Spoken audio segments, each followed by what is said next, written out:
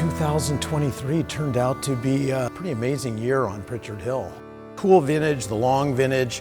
Long and cool meant the vines weren't under a lot of stress. The crop kept growing, and for us, that presented issues not only in the winery, but in the vineyard too. Andrew and Stephanie, they had to kind of keep working with the fruit. We really had to do everything we could to get as much hang time as possible. Get that fruit ripe and ready to head into the winery. Opening up the canopy a second time, getting more exposure, really helping with that airflow, sun exposure in the late fall.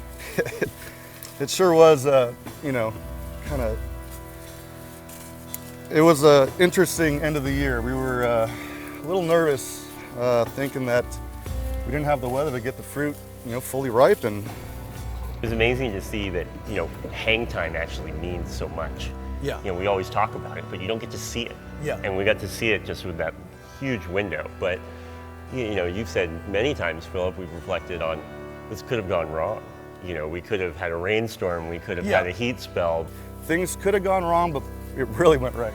It did. And all that end of season work, I think, really paid off. It takes a while when those days get colder and shorter. It's hard to recover from a rainstorm. But none of that happened, and we have all these wines that were open and fumey aromas and big palates. So I think that notion of that classic vintage is a real thing. It doesn't happen maybe once every 10 years. I feel lucky we got to do it together, Philip. Yeah, that's right. We knew we had something very special, but we had to kind of, really tease it out of the grapes to get the quality that we knew was there.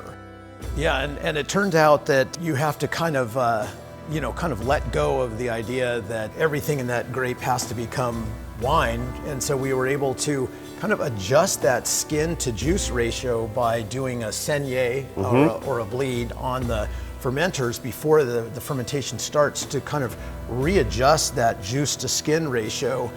And we saw that the perfect berry was about 1 gram. But berries were coming in less, but often way more. Way more. So we were able to make adjustments. It was kind of like, how do we take this great thing and also make it our ideal in the winery as well? Like it's great in the field, but how do we make it even better inside the winery? Yeah, well, we learned something. Yeah, we sure did. Yeah. Letting off juice at the crusher so that we can kind of bring that berry to juice ratio back in line was a big advancement in 23.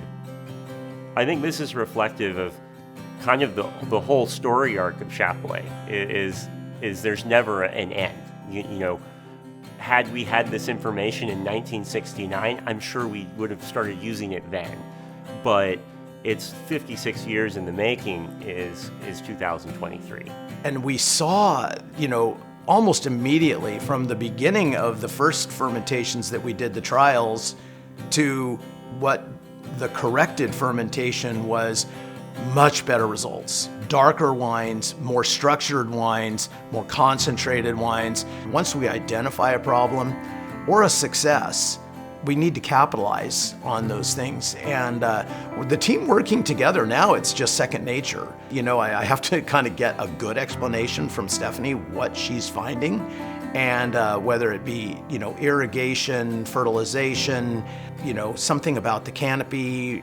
Those things are very technical, and the more Ryan and I can understand them, and the more they can understand our technical data, then we can combine those things, and it's been an eye-opener. I'm constantly walking the vineyard, looking at every block, so looking for potentially additional leaf removal, hedging, mowing, any kind of manipulation that would affect quality and ripening process of the vines. Historically, I worked with other properties, and the integration with the winemaking team was pretty minimal.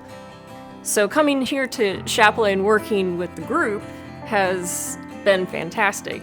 You get feedback, good and bad.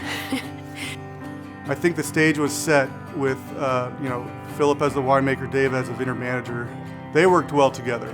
Now the team has sort of coalesced and come together in a way that we really think benefits both grape growing and winemaking. We understand their needs in the winery. They understand what we're doing in the vineyard. What stands out to me about the 2023 vintage, I think it's a powerful yet elegant wine. It's got amazing color and amazing flavors. It's an aroma, it's a flavor, it's a concentration, a level of concentration. You taste it, you feel the structure, you feel like the big tannins that are smooth.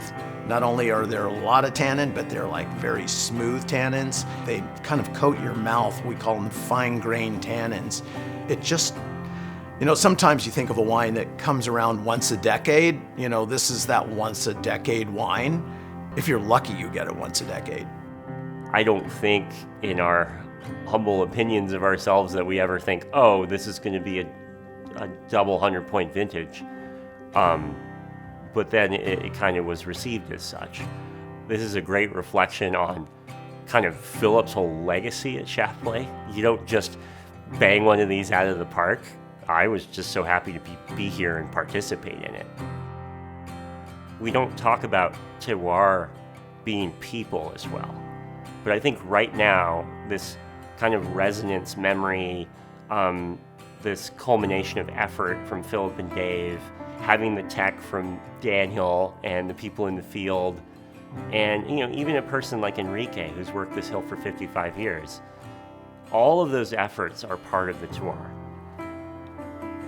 There's something really pretty about it. Yeah.